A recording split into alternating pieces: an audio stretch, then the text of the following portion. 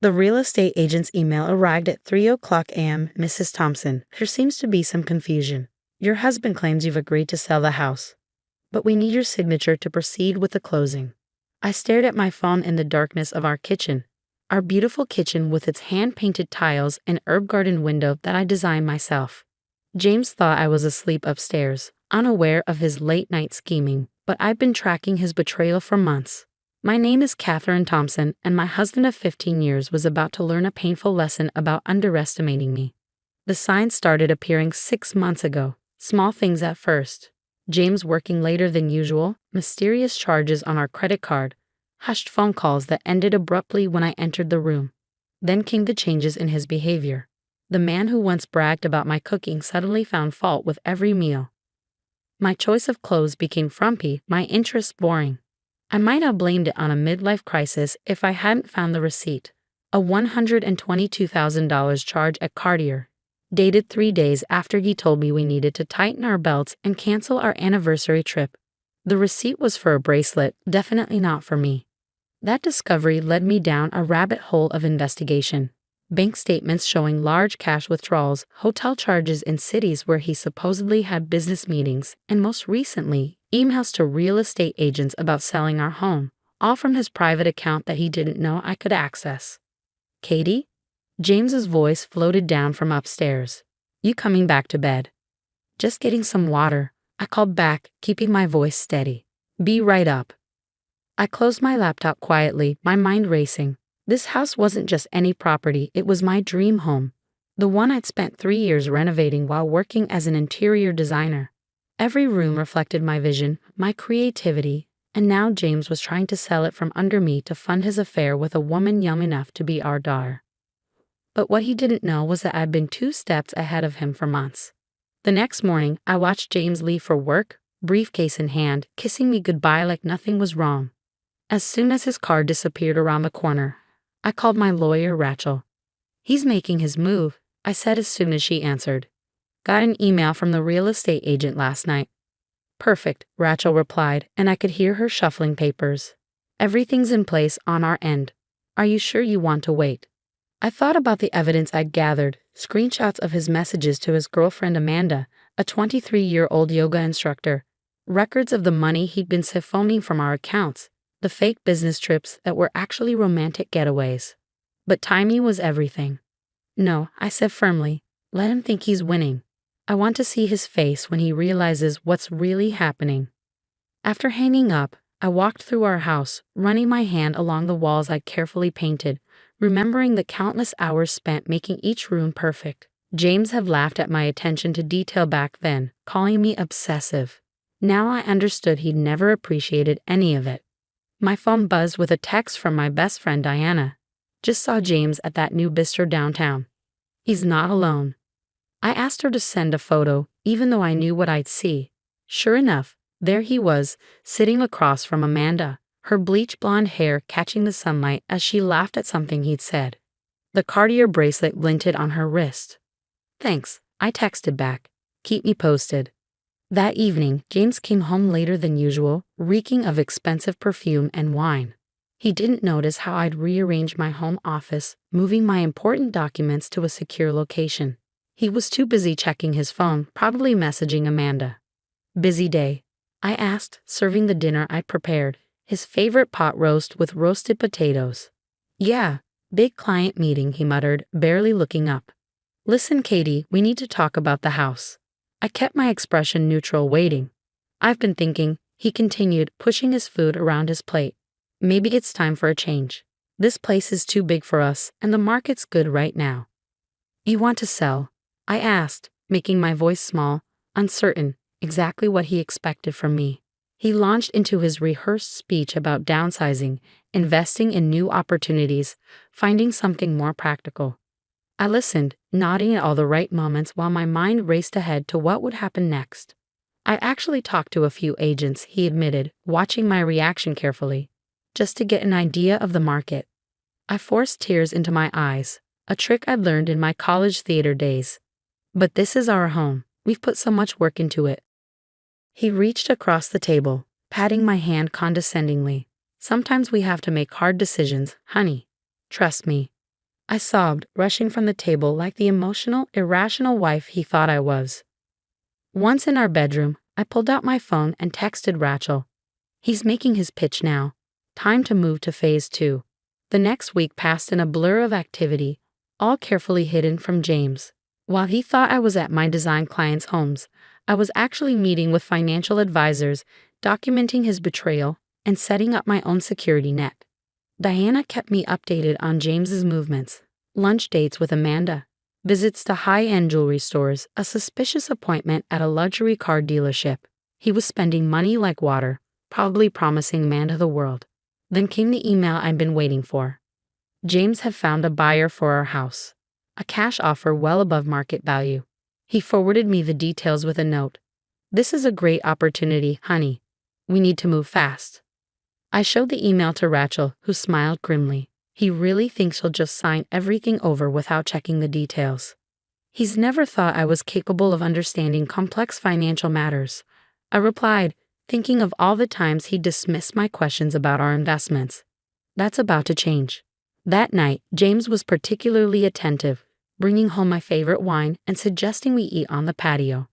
I knew what was coming: the hard sell, the manipulation, the carefully crafted arguments designed to make me agree to sell our home. "The buyers need an answer by Friday," he said, refilling my wine glass. "They're offering cash, Katie. We'd be foolish to pass this up." I took a sip of wine, studying his face in the fading light. The face I'd woken up to for 15 years now looked different to me, harder, colder, with lies etched into every smile. "You're right," I said softly. "We would be foolish." His eyes lit up with triumph, not noticing the steel beneath my words. "I'll have the papers drawn up tomorrow. We just need your signature and—" "No," I cut him off, my voice firm. "We would be foolish to pass up this opportunity to expose exactly what you've been doing." The color drained from his face. "What are you talking about?" I pulled out my phone, pulling up the folder of evidence I'd labeled James's secret life. "Should we start with the Cartier bracelet you bought Amanda? Or maybe the hotel receipts? Oh, I know. Let's talk about the money you've been moving to your private account, thinking I wouldn't notice." He stood up so quickly his chair toppled backward. "You've been spying on me?" "No, James, I've been protecting myself. Did you really think I'd just stand by while you sold our home to fund your midlife crisis?" The next few hours were chaos. James alternated between rage and pleading, threats and promises, but I stood firm, knowing I held all the cards. When he finally stormed out at midnight, slamming the door behind him, I sent one final text to Rachel. "He knows. Time for the endgame." The next morning, I woke up to 37 missed calls from James and a string of increasingly desperate texts. "You're making a huge mistake. We can talk about this. Don't do anything stupid, Katie. The buyers won't wait forever." I smiled, making my morning coffee in the kitchen I'd fought so hard to design. James had always underestimated me, treating me like a decorative housewife whose only skill was making things look pretty. He'd forgotten that successful interior design required more than just an eye for color. It required business acumen, attention to detail, and most importantly, the ability to read people. My phone rang again. James's number. This time I answered. "The buyer pulled out," he said without preamble. "Thanks to your little tantrum, we just lost the best offer we'll ever get." "No, James," I replied calmly. "You lost the best thing you ever had. The house was just the last straw." He started to respond, but I cut him off. "Check your email." I listened to his sharp intake of breath as he opened the message from my lawyer, the one detailing every transaction he'd made with our joint funds over the past year, every hotel booking, every gift to Amanda, and most importantly, the legal documentation showing that I'd secured an injunction preventing any sale of our house without explicit court approval. "You can't do this," he sputtered. "I already have." "Oh, and James, Amanda called me this morning." The silence on the other end was deafening. "She was quite surprised to learn you're still married. Apparently, you told her we'd been divorced for 2 years, and that's why you couldn't introduce her to any of your friends or family." This was the moment I'd been waiting for, when James realized just how thoroughly I'd dismantled his plans. What he didn't know was that I'd met with Amanda myself 2 days ago, showing her proof of James's lies and manipulations. "She's young, James, but she's not stupid," I continued. "When I showed her the records of how you've been spending our retirement savings on her, She was horrified. Did you really think she'd want to be part of destroying someone's life? The sound of something shattering came through the phone. James's legendary temper making an appearance. You've ruined everything, he shouted. No, you did that yourself. I just made sure I wouldn't go down with you. After hanging up, I walked through our house, my house now, touching the walls, the furniture, all the pieces of our life together that James had been willing to sacrifice for his midlife fantasy. Diana came over that afternoon, bringing wine and sympathy. How are you holding up? I poured us each a glass, settling into my favorite window seat. Better than I expected. You know what the funny thing is? A year ago, this would have destroyed me. What changed? I thought about it, remembering the moment I found that cardio receipt. I realized I was worth more than what James thought of me. The moment I stopped trying to save our marriage and started protecting myself, everything became clear. My phone buzzed, an email from Rachel with an update on the divorce proceedings. James' attempts to hide assets had backfired spectacularly, triggering a forensic audit of all his accounts. The judge was not amused by his financial manipulations. Ms. Thompson, Rachel wrote, given the evidence of financial misconduct, we're in a strong position to secure not just the house, but a significant portion of all marital assets. Would you like to proceed? I typed back a simple yes. The next few weeks were a whirlwind of legal proceedings and revelations. James's carefully constructed world unraveled piece by piece. His company launched an investigation into his expense accounts, finding years of questionable charges. Amanda, hurt and angry at his deception, provided her own evidence of his lies. Through it all, I maintained my design business, even landing a major contract to renovate a historic hotel. The client had specifically requested me after seeing our house featured in a design magazine, the same house James had tried to sell behind my back. One evening, as I reviewed renovation plans in my home office, the doorbell rang. It was James, looking disheveled and defeated. Can we talk? He asked, his voice rough. I let him in, noticing how he took in the changes I'd made to the house. The new art on the walls, the rearranged furniture, all traces of his presence erased. I messed up, Katie, he said, sinking into a chair. Amanda's gone. The company suspended me pending their investigation, and my lawyer says I'll be lucky if I don't face criminal charges for the financial stuff. What did you expect, James? That you could steal our future and I just accept it? He ran his hands through his graying hair. I don't know what I thought, that I deserved more. That you'd be lost without me. I laughed, genuinely amused. That was always your problem. You saw me as an accessory to your life, not a partner. You never understood that I was building my own success while you were busy destroying yours. The final divorce settlement came through 3 months later. I kept the house, my business, and most of our assets. James's financial misconduct had cost him dearly, both in the settlement and in his career. Amanda, to her credit, had turned her life around. She'd returned the bracelet and other gifts, using the money to start her own yoga studio. She even hired me to design the space. I'm sorry, she'd said during our first design meeting. I never meant to hurt anyone. I really thought you were divorced. We both learned some hard lessons, I replied. The important thing is what we do afterward. A year after that night in the kitchen when I'd received the real estate agent's email, I stood in my garden hosting a celebration. My design business had expanded, adding 3 new designers and a commercial division. The historic hotel renovation had won awards, leading to more high-profile projects. Diana raised her glass in a toast to new beginnings. As my friends and colleagues cheered, I looked around at the home I'd fought to keep, the business I'd built, and the life I'd reclaimed. My phone buzzed. A text from James's sister. He's living in a small apartment now, working an entry-level job. Keeps saying he should have appreciated what he had. I didn't respond.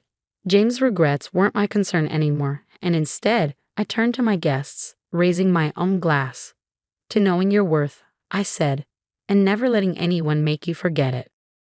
Later that night, after everyone had left, I sat in my garden, listening to the fountain I'd installed where James's prize grill used to be. The stars were bright above, the air fragrant with jasmine I'd planted last spring. My phone lit up with an email, another client requesting a consultation. Life moved forward, bringing new opportunities, new challenges, new chances to prove what I was capable of. James had thought selling our house would fund his new life, Instead, his betrayal had freed me to create something better than I'd ever imagined. Sometimes losing what you thought you needed makes room for everything you deserve. I touched the warm stones of the house, my house, feeling the strength of its foundation beneath my fingers. Like me, it had weathered storms and emerged stronger. Every room told a story now, not of what was lost, but of what was gained when I finally stood up for myself. The next morning, I had 3 client meetings, 2 project reviews, and a consultation with a potential investor interested in expanding my business nationally. James' attempts to diminish me had only proven how much I could accomplish on my own. As I got ready for my day, I caught my reflection in the mirror, a woman who had turned betrayal into triumph, pain into power. The house he tried to sell had become the symbol of my independence, and the life he tried to destroy had transformed into something far greater than his limited vision could have imagined. After all, the best revenge isn't just success. It's succeeding in ways your betrayer never thought possible.